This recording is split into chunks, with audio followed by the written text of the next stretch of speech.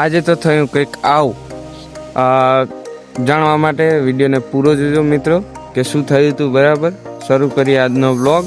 તો મારો વ્લોગ ઘણા સમય પછી હું અપલોડ કરવા જઈ રહ્યો છું, કેમ કે અમુક કારણોસર આપણે વ્લોગ અપલોડ નહોતો કર્યો. બરાબર, તો હું આ બધાની સમક્ષ નવો વિડીયો લઈને આવી ગયો છું. મિત્રો, વિડીયોમાં પૂરો જોજો કે આજે શું થયું હતું. બરાબર, કયા કારણોસર આપણે વિડીયો નહોતા બનાવતા એ બધું આપણે વિડીયોની અંદર જણાવશું. બરાબર, તો વિડીયો શરૂ કરીએ.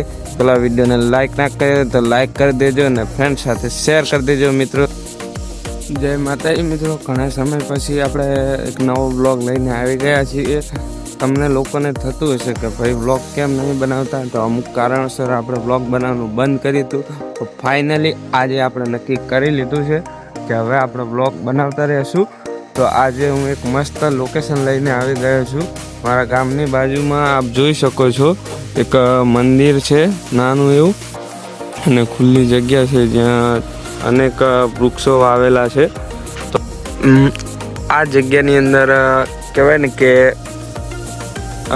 લગભગ 500થી વધારે પક્ષીઓ જે છે એ ચણવા માટે આવે છે. પરંતુ અત્યારે શું છે કે વરસાદના કારણે ખડ ઉગી નીકળ્યું છે, જેના કારણે અહીંયા પક્ષીઓ આવી રહ્યા નથી. કેમ કે અત્યારે શું વરસાદની સિઝન છે એટલે પક્ષીઓને ગમે ત્યાં ચણ ને એવું કદાચ મળી રહેતું હોય.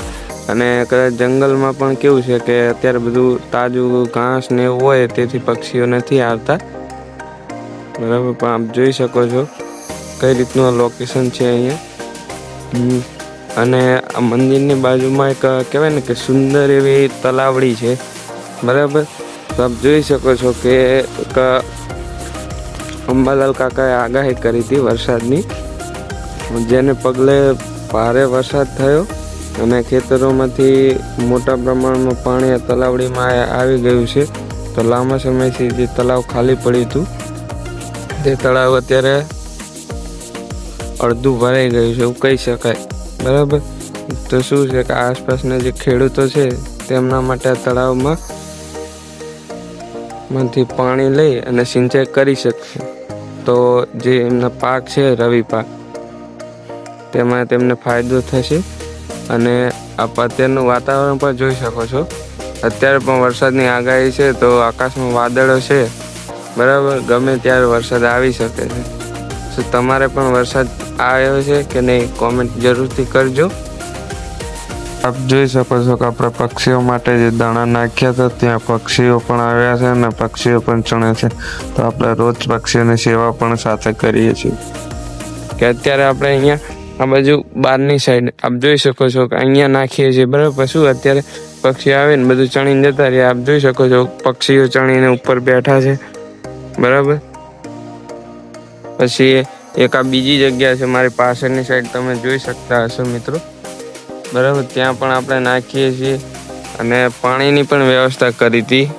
દરેક મિત્રોને જણાવવાનું કે ડેલી બ્લોગ આવતા રહેશે. તો અમારી ચેનલ ઉપર નવા હોય, મને ના જાણતા હોય, તો આજે અમારી ચેનલને સબસ્ક્રાઈબ કરો.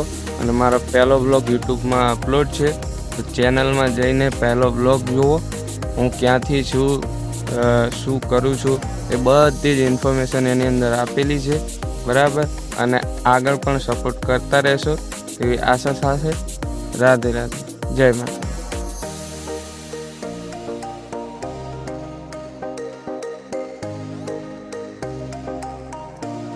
ત્યાંથી પછી હું નીકળી ગયો મારા ઘરે જવા માટે. તો આજના બ્લોગને અહીં જ સમાપ્ત કરીએ. આવનારા વિડીયોના નોટિફિકેશન માટે ચેનલને સબસ્ક્રાઈબ કરો મિત્રો.